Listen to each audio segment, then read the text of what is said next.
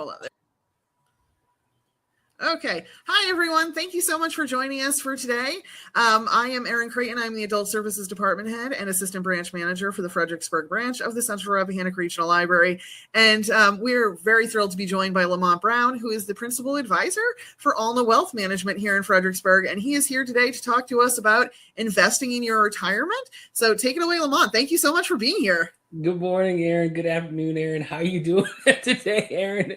I'm good. Day. Thank you so much. I hope you're good as well. It's a beautiful day.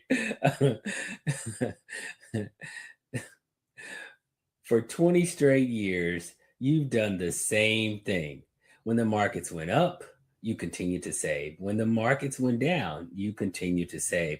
When your job changed, when your life situation changed, you continue to save.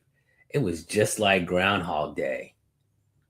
Now that you're on the edge, getting ready to take that step into retirement, it's all going to change. Today, I'm going to share with you a few things that I'm going to help you to build your mind and build your process to be prepared for the things that are coming. I'm going to outline what the shift is because you're going to feel some discomfort as you get prepared for this. We're going to talk about some of the challenges that you're going to face when that shift happens. And then I'm going to leave you with a framework or a strategy so that you can start to prepare yourself for this change. Next slide, please. For 20 years, you've done the same thing. Market went up, market went down. It did not matter. Your strategy was consistent. You were going to put as much money as you humanly could and save at every point. Your portfolio stayed the same. Nothing really changed because why? You had one goal, and that one goal was to accumulate as much as possible so that when you got to retirement, everything could be taken care of. And now you're at that step and there's something that's happening. You can feel it. We all feel it. When we get to that point where we're about to take that next step, we feel this transition that's about to happen. You don't know what it quite is, but it feels like something in your belly that just can't go away. Well, we're going to talk about that. The first part of this shift is step one. Next. The first part of the shift is you're now going from the accumulation, which is very, very simple. All you're doing is putting money into a bucket, making sure the bucket is working as hard as it can to get you to that goal. And then you just continue that. You continue that year on, year out, and you don't even have to worry about it. You just keep putting money into the bucket. You look at it every once in a while. You get a statement in the mail. It's not that complex. But when you get to retirement and you take that next step, that one goal now splits into three. Those three goals are all unique and different in their own separate way, but they become things like protect. I want to be able to protect what I have made so that at the end of the day, I'm comfortable and I'm not worried about the markets taking it all away from me or just going away because of simple things like inflation and those types of things. Second, I want to preserve exactly my lifestyle just as exactly as I've had it up to this point. I don't want to make any changes. I don't want to skimp or have to look at my account every time I go spend money. I want to preserve exactly what I've done. And then also I want to grow because what's not growing is going. And you want to be making sure that at this point that you're growing because we don't know what the future is going to hold. We don't know if we're going to live to be 90 or 100. We don't know whether or not we're going to have medical issues or medical concerns or family emergencies. We don't know any of these things. And if we're not growing, then we're putting ourselves at risk. So the first shift we all have to make is we have to shift from accumulation to this three-pronged approach where we have to protect. We have to protect what we have. We have to make sure that our income is consistent. We have to preserve. We have to preserve our standard of living and our in our ability to meet all of our needs, and we have to grow because we don't know what the future is going to hold. So shift 1 is the accumulation to the 3-part goal. Now let's shift to shift 2. This one, next slide. This one is the most impactful and the hardest one for most of us to get through, because for 20 plus years, we've done one thing, and that I already said what that is. That's saved. We've accumulated, and we kind of, rightly or wrongly, we've ignored what was going on in our portfolio because it was just better. I put money in when the markets are up. I put money in when the markets are down. I put money in when the markets are flat. It did not matter. My job changed. My situation changed. All I did was continue to save. But now there's this change that has to happen. This is probably the most impactful conversation you're going to have as you prepare for retirement, is how am I going to transition into that point where I can now start to use some of these funds and actually see the portfolio value potentially go the other direction. So it's not going up, it's starting to go down, and be comfortable.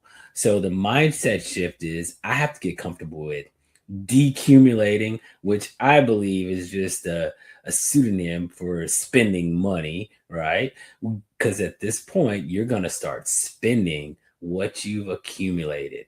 And this is probably the hardest thing most of us face. And that's because we've done this thing of saving and preparing for 20 plus years. And now we have to change directions and actually start taking it out. So so shift number 2 is mindset. First shift is from accumulation to the 3-pronged approach. Once those shifts happen, then we have to start dealing with all the challenges ahead. Next slide. We have challenges that change. So when you were accumulating, you were focused on one thing, and that's putting money away. The biggest challenge you had was maintaining your salary and ensuring that you put money away on a consistent and increasing basis, and that you were diversifying your portfolio. Those challenges were pretty straightforward. Now, as we enter into retirement, our challenges change, and we bring in challenges that we didn't even have before into the equation that we have to figure out. So next slide. The first challenge we want to deal with is the sequence of returns challenge. This one is unique only to retirement in that this is the risk that you retire today and the markets go down for 1 to 2 years. In that scenario, the markets go down for 1 to 2 years, it forever changes the amount you will have left over and can also put your retirement at risk. So you have to be concerned with this challenge. This is a challenge you haven't had to deal with up until this point, but now you have to deal with this thing called sequence of returns. And as you look at the graph that's on the page, same portfolios start out. The one in yellow, they experienced 2 bad years from the beginning of their portfolio and at the beginning of the retirement, and look at the impact. They're not gonna end up with money at the end. So this is an important distinction between retirement and accumulation. If we were in accumulation, it wouldn't even matter, because we would be continuing to put money in and buying when the market's down and buying when the market's up. In this scenario, it can impact whether or not you're successful or not, is the sequence of those returns. So if you retire today and markets go down for the next couple of years, this is putting your retirement at risk. So this is one of the biggest challenges you're going to face when you get to retirement. Now that we've gotten that challenge out of the way, let's talk about the other one. Next slide. This is the big Snickers in the room, or elephant, I think. I don't know what to call it, but this is one thing that most of us understand, but we don't really understand the impact of what it's going to be. For myself, I had to put it in simple terms. I thought back to when I was young and eating a lot of Snickers, and I used to pay between 45 and 50 cents for a Snicker. Now I'd be hard pressed to get a Snicker for anything less than $2. It's just not gonna happen. That is what we're talking about, is the price of things over time eventually rises. Well, in inflation, where in retirement, where your portfolio is not rising, or you're not invested to make your portfolio rise, this can be impactful. So if you're currently spending, say, $100,000 a year for your lifestyle, in 10 years, what will that look like? You want to start asking that question and understand that this is a challenge that you are going to have from now until retirement ends. And you want to be considering all of those challenges together. So the first one is you want to be protecting against sequence of returns. The second one is you want to be maintaining against that inflation thing, the rising prices of Snickers. And next slide is the one that adds the most uncertainty to all of our situations, and that is longevity. This is a chart by the Social Security Administration that shows how many people in our population are of a certain age. As you can see, that trend is, there's not that many at 90 and not that many at 70 or whatever. What it really is telling us is at the end of the day, we don't know how long we're going to live. And when you have all these things eating at your retirement savings, you got the sequence of returns risk, you got this inflation thing, you got rising costs, you got all these things happening, but you don't know how long this retirement is actually going to last for you. For some people, it's 20 years. For others, it could be 30. And for some, it's 10. So you want to be prepared for all of those events, because the best worst case scenario is you make it to age 90. Best case is that you make it to age 90 because you lived 90 great years. Worst case is you live to be 90 because at 90, you put the most pressure on your portfolio, and hopefully you prepared for that. So that's what we're talking about. That longevity risk is really the risk of uncertainty. How long is this going to all last, and when it's all said and done? And how long am I going to need these funds to make ends meet? Those are the questions that you have to deal with, and the biggest challenges we all face. Next slide.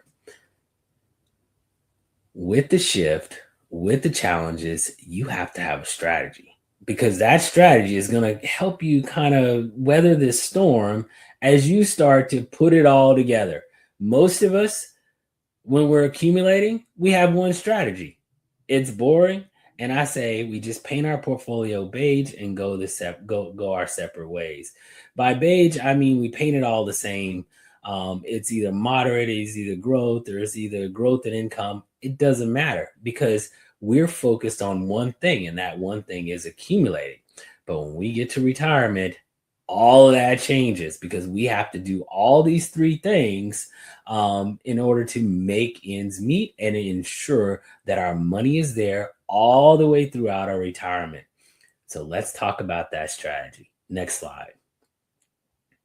I tried to illustrate this in one slide. So first and foremost, you've got those three goals. You got the protection, you got the preservation, and you have the growth. All three of those are happening at the exact same time. You can't do one without the other. And if you overweight one over the other, you put things at risk. How does that sound? If I put more money into my protection bucket, then I eliminate my growth potential. Why? Because I'm not investing in protection. If I'm invested in protection, I want to make sure that that money's there. I want to make sure that that money is there, whether the market's up, whether the markets are down. I want to make sure that I'm able to meet all of my income needs and my retirement needs with that portfolio. So the last thing I'm going to do is put any risk in there. But if I put everything in protection, what do I give up? The trade-off is growth and preservation, because over time, I'm not preserving my standard of living because inflation is creeping up. And over time, I'm not going to have money available if I continue to spend at the current rate and I'm not investing for growth. Because what? And when I'm investing for protection, it's very, very straightforward and it's not meant to grow. So the first thing you want to do is you want to make sure you have everything allocated to all of these buckets. And so you got protection, you got preservation, and you have growth. I've added in there timelines. These are just guidances and things to consider. So 0 to 5 years, 5 to 10 years, and 10 plus years. Why do we use this 0 to 5, that 5 to 10, and that 10 plus? Because there's a study that was done recently that talked about the sequence of returns risk and the impact sequence of returns has. After 10 years, sequence of returns doesn't really impact you. Now, it does have an impact, but it doesn't have as dramatic an impact. So the real red zone for most retirees is that first 10 years, because anything that happens in those first 10 years could derail your whole plan. So you want to make sure that as you start to allocate, you want to be thinking about protection and preservation in that first 10 years of your retirement. And then finally, I've also added on there the risk return chart. This is an illustration to show how much risk you're taking in each one of those areas.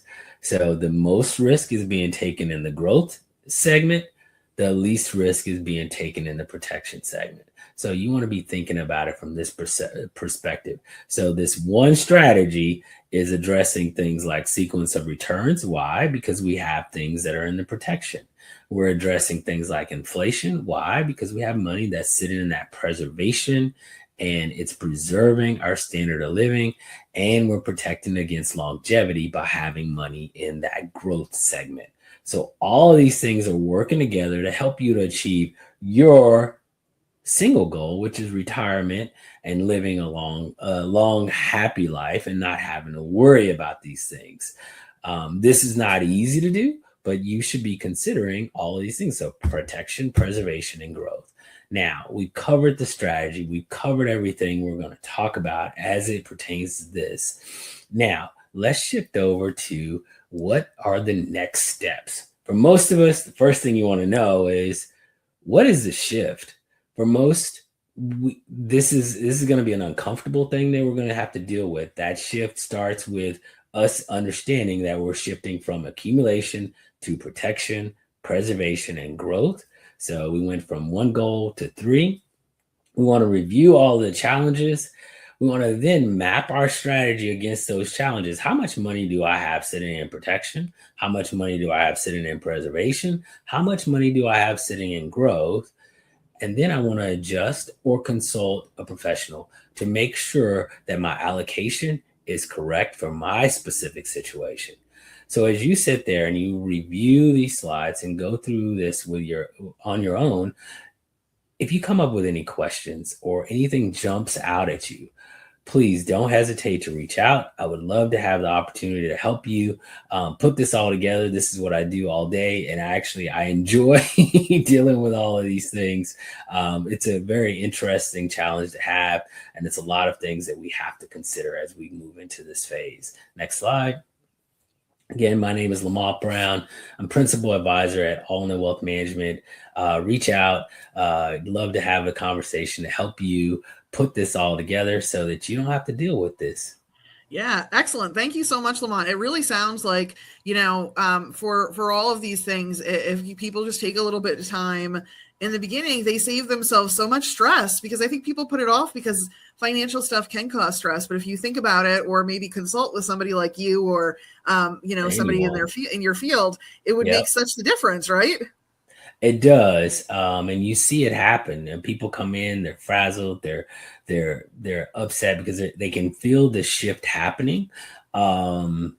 And they just don't know how to respond.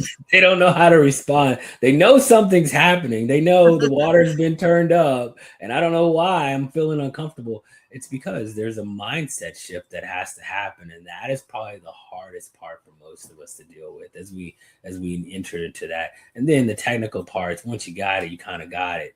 But the first part for your investments is to understand that there's a mindset shift that's going to happen. Oh, that's excellent. Thank you so much for your wonderful presentation. Thank you, everybody today who watched. Check us out next month. We'll be back with more, financial information. And so thank you. We hope you join us then as well. Have a great day, Lamont. See you later.